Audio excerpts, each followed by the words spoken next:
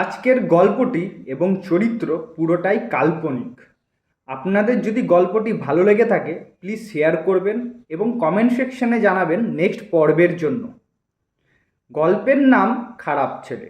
গল্পের লেখকের নাম কাত্যায়নী পুত্র কুমারেশ দাস। এবার কি কৌশিক আরও খারাপ ছেলে হলো ওর ভালো ছেলে হলো? কৌশিক মাধ্যমিক এক্সামে ভালো মার্কস আনতে পারলো না। এমন সময় তাকে শূর্পণখা ছেড়ে চলে গেল যে তার মস্তিষ্ক এবং মন পুরোপুরিভাবে ধ্বংস হয়ে গেল।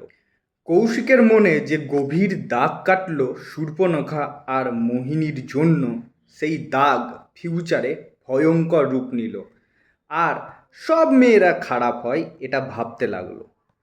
সারা রাত কৌশিক কাঁদত আর ভগবানকে বলতো, আমার সাথে কেন এরকম হয়? সত্যি ভালোবাসার কি দাম নেই এই দুনিয়ায়? ক্লাস 11। কৌশিকের জীবনে একসাথে দুটো মেয়ে আসে। তাদের নাম হলো জাহ্নবী আর ইন্দুবালা। এই দুই মেয়ে বেস্ট ফ্রেন্ড। জাহ্নবী খুব চঞ্চল, এক্সট্রোভার্ট, ফিয়ারলেস।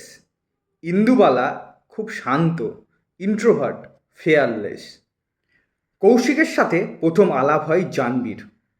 জাহ্নবী নিজের ফিলিংস কৌশিককে বলে, কিন্তু কৌশিক তখন কোনো মেয়েকে আর বিশ্বাস করতে পারে না। জাহ্নবীর ফিলিংস নিয়ে খেলা করে কৌশিক।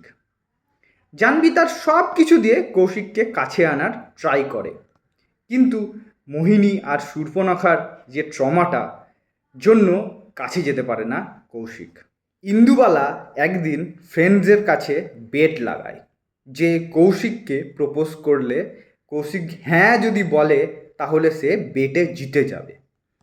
ইন্দুবালা প্রপোজ করলো কৌশিককে।